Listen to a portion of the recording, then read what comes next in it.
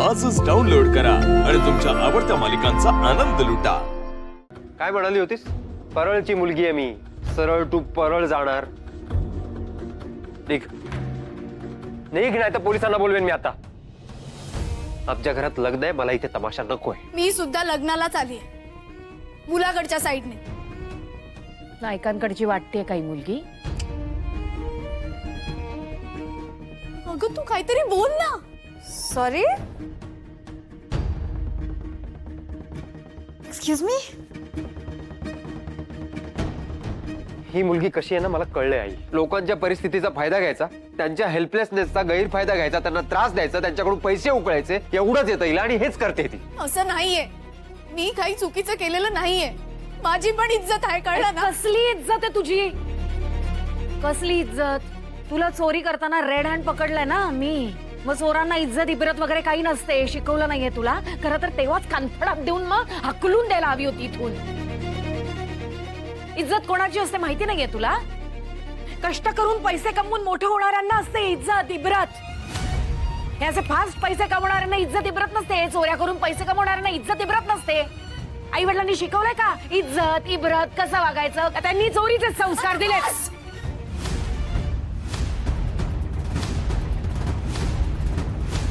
वाटेल ते बोलताय तुम्ही आता आवाज मला। खाली। माझ्या आईशी या आवाजात बोलायचं नाही हं? रडून रडून लोकांची सिंपती घेता येत असेल तुला, इथे नाही जमणार ते।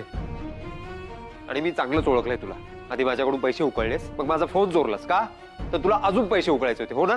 मी तुझा फोन चोरलेला नाहीये, चुकून आदला बदली झाली होती। आणि ना मला बोलायच्या आधी ना स्वतःकडे पहा। सतत पैशाची उर्मी दाखवत फिरत होतास। मी बोलले होते ना फोन देईन म्हणून, चोरला नाहीये मी तो। मॅम, हिची ना बॅग चेक करायला पाहिजे, नक्कीच काहीतरी सापडेल बघा आपल्याला। नाही, मी माझी पर्स उघडू नाही देणार। ही पर्स मी फक्त आजींसमोरच उघडणार आहे। बघा बघा मॅडम, पर्स पण नाही चेक करू देते, बघा। नाही आहे ना काय त्यात? मग उघड तुझी पर्स। बिंदू पर्स बघ। हा, एक दाखव, चल दे। नाही देणार म्हणून इकडे दे। ते अगं मला माहितीये ना, काही ना काहीतरी असणारच। मोबाईल मोबाईल सापडला। हा,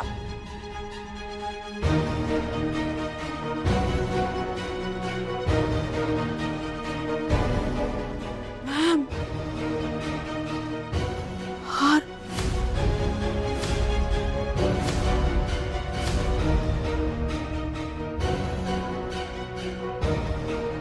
बापरे, ही मुलगी तर चोर निघाली।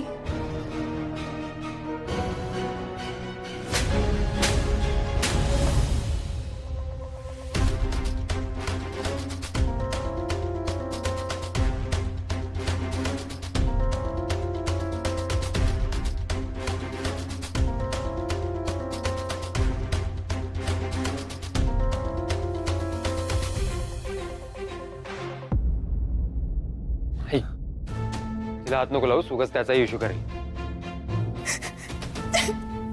एवढी माणसं काय तिथे? ए बाळा, ए बाळा, तू का रडतेस? काय झालंय तुला? तू ओळखतेस हिला? हो, अरे ही आकाशची मावस बहीण आहे, त्याच्या मावशीची मुलगी। 4 बहिणी आहेत या। जय, असं काय करतोयस तू? तूच तर बस स्टॉपवरनं पिकअप करून आणलंस ना ह्यांना आणि स्वतःच विसरलास। कमाल आहे बाबा तुझी। पण ही एवढी का रडतीये? काय झालंय बाळा? तुला कोणी काय बोललं का ग? काय झालंय? आधी मला सांगा, तुमचं नाव काय आहे? माझं नाव भानू। पण तू का विचारतेस? हेच मला माहित नव्हतं ना, तेवढ्यावरूनच मला चोर ठरवलं गेलं। काय म्हणजे मला समजत नाहीये, काय झालंय? आजी, तुम्ही हॉलमध्ये बसला होता ना, तेव्हा तुमचा नेकलेस पडला आणि तो माझ्या बहिणीला सापडला।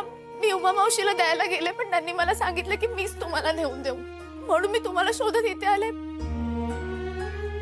हा, तुमचा नेकलेस। माझा नेकलेस सापडला तुला? थँक्यू। आता यावर पण तुमचा विश्वास नसेल ना, तर आकाशच्या आईला जाऊन विचारा। काय ग तेजस्विनी? तेजस्विनी, मी तुझ्याशी बोलतेय। माहिती न काढता तू हिला चोर ठरवलंस आणि तू असं कसं करू शकतोस जे डोकं फिरलंय का तुमच्या दोघांचं नवऱ्या मुलाकडच्या माणसांना अशी वागणूक देणार आहे का तुम्ही लोक बस मला आणखी तमाशा नकोय तू तू अशी आणि हा एवढा ताडमाड झालाय पण रागाच्या भरात वेड्यासारखा वागणं काही सुटत नाही ह्याचं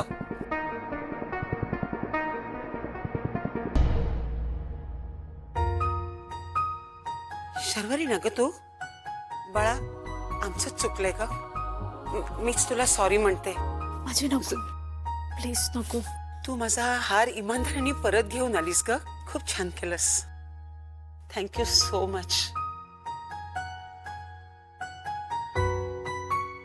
आणि तेजस्विनी याच्या पुढे नीट विचार करून वागत जा आज केवढा मोठा गोंधळ घातलाय तुम्ही लोकांनी आता तरी कळते का ग तुला मी ना तिला विचारलं होतं मी पण बोलले होते आणि सारखं बोलत होते पण तुम्हाला कोणाला माझं ऐकायचंच नव्हतं का का तर मी श्रीमंत नाहीये म्हणून माझ्या अंगावर तुमच्यासारखे कपडे नाहीयेत तुमच्यासारखे मोठे दागिने नाहीयेत म्हणजे मी गरीबच असणार म्हणून मी चोरच असणार असं ठरवून तुम्ही मोकळे झालात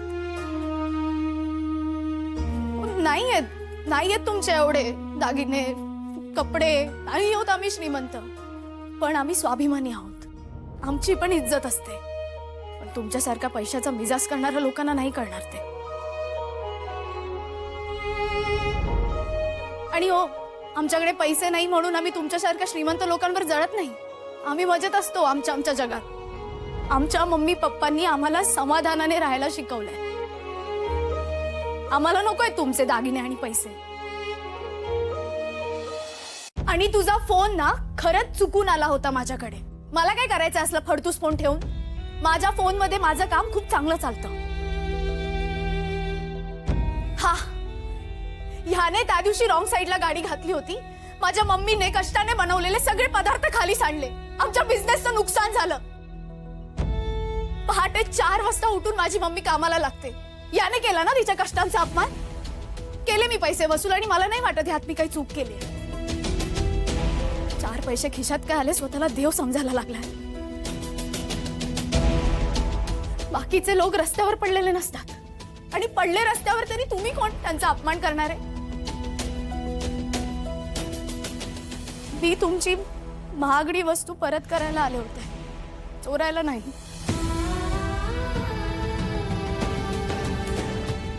गरिबांना सुद्धा इज्जत असते लक्षात ठेवा शर्वरी